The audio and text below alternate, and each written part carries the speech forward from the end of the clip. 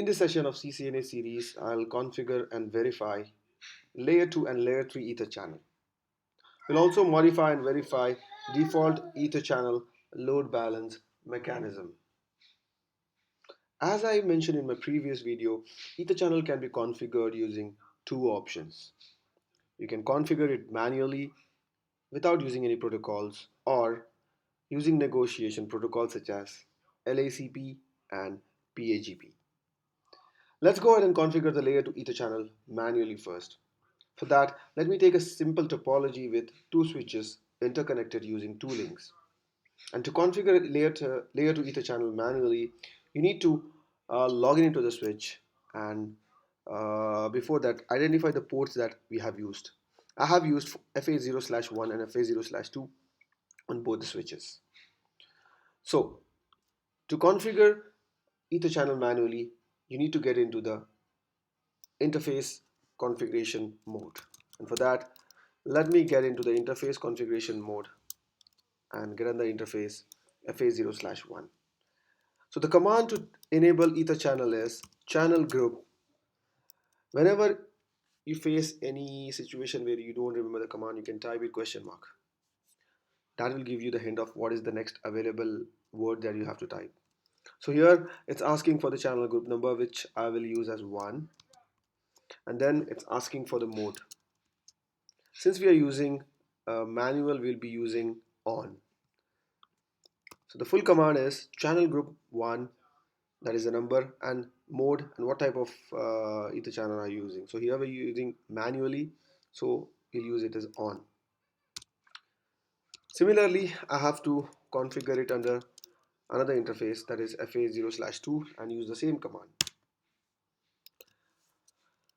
Let's go ahead and verify the configuration.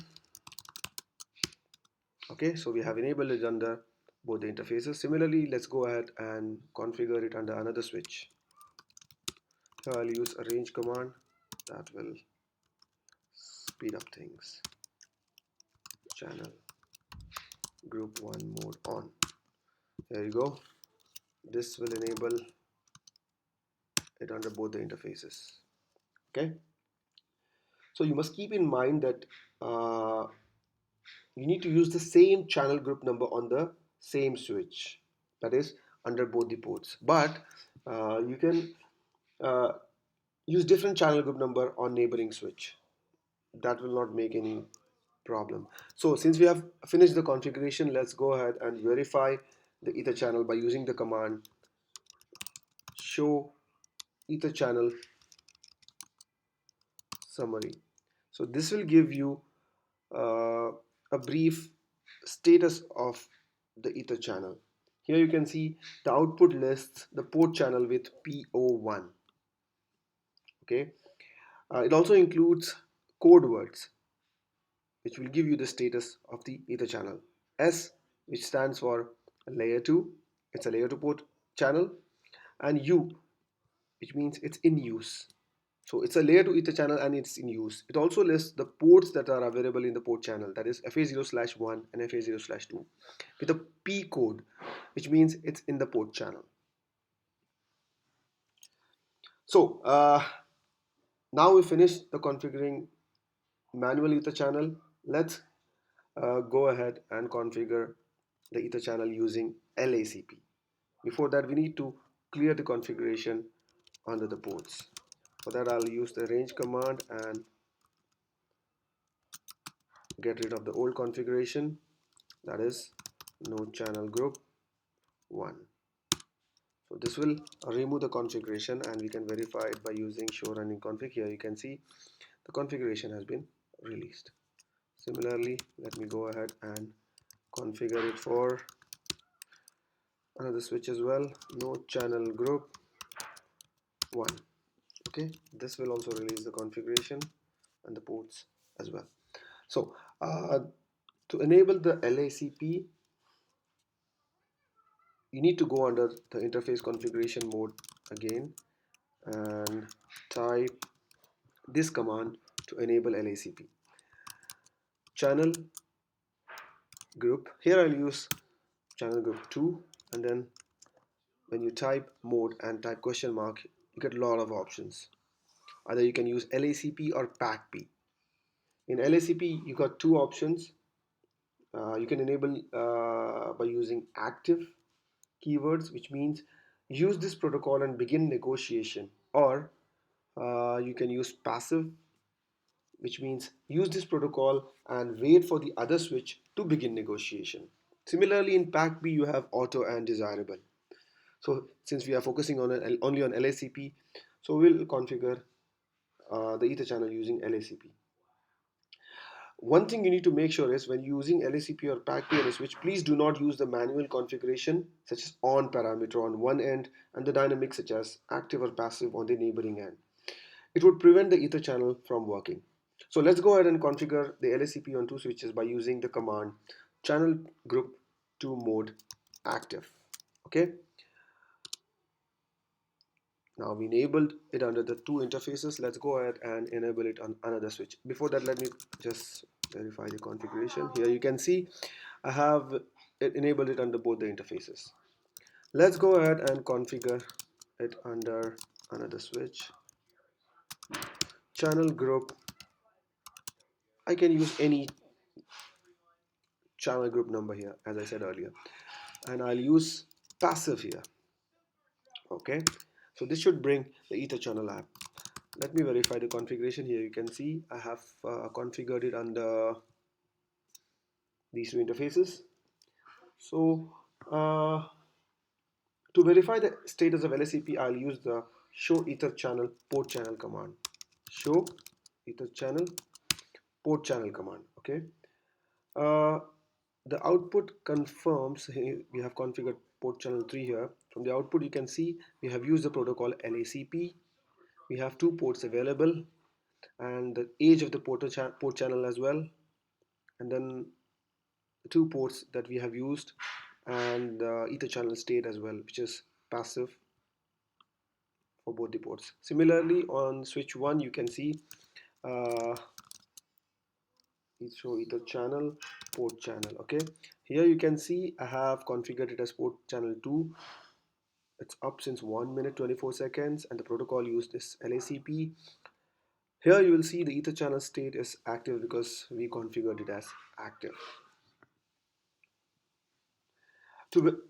The next thing we are going to verify is, as I said earlier, we'll verify the load balance and modify the default load balance method used. First, let's verify the default load balance mechanism used for ether channel. So the command to verify is show ether channel load balance under global configuration mode. And as you can see, by default, ether channel load balances it by using source MAC. So to change this default method, we can get under the global configuration mode and type the command port channel load balance, then what load balance method you want to use. Here I'll use source destination IP. Okay, let's go ahead and verify it. Here you can see the load balance method has been changed. With this we conclude layer 2 ether channel configuration. To configure layer 3 ether channel, you need to combine the two ideas by combining both ether channel and routed port configuration. Okay, so to configure the physical interface, there are two steps to configure layer 3 ether channel. Okay, let me first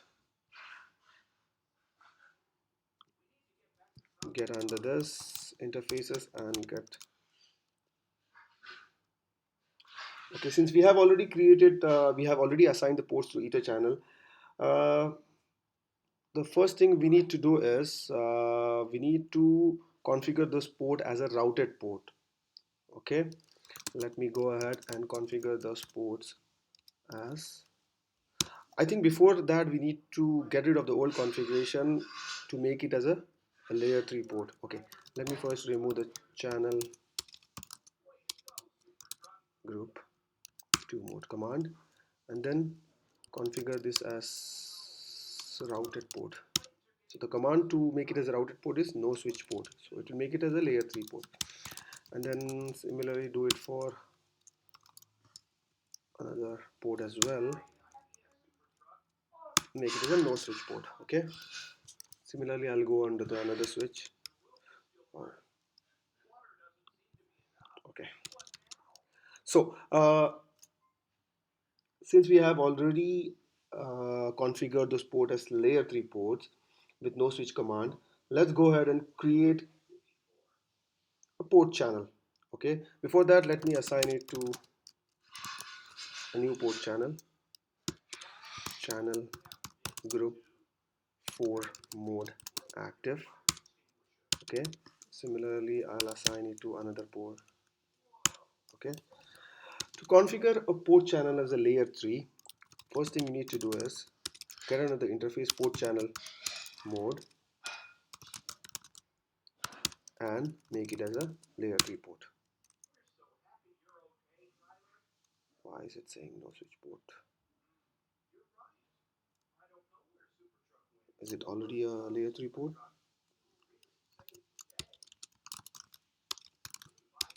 Let me verify it. Oh, it's already a routed port. Okay, so the next thing we have to do is to make it as a layer 3 ether channel, you need to assign a IP address. An IP address I'll be using is 192.168.1.1, 55.55.55.0, and then no shut. Similarly, let's go ahead and configure it on another switch as well. Let me remove the old configuration. I think we used port channel 3, right? Yes. So let's go ahead and uh, configure it and make it as a routed port first, and then configure ether channel group 4 mode active. Similarly do it for, oh sorry,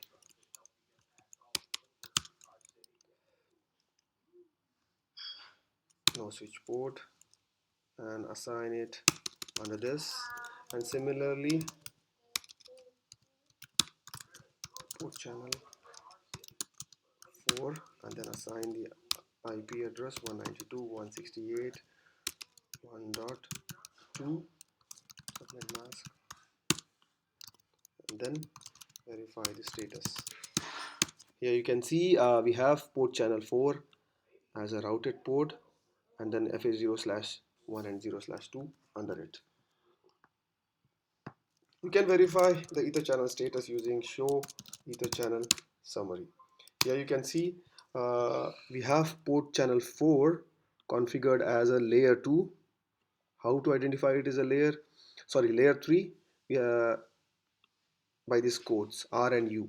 Okay, R will let you know it's a layer 3 port channel, and U, as I said earlier, it's in use. So we have two ports which are available in the port channel using LACP. So you can verify some again. So ether channel summary, here you can see the same result, and the final thing will verify is whether we are able to ping the other end or not. Here we go, we are able to successfully reach the other end of the port channel. With this, I would like to finish this session. Thank you for watching. Please do like, share and subscribe. Thank you.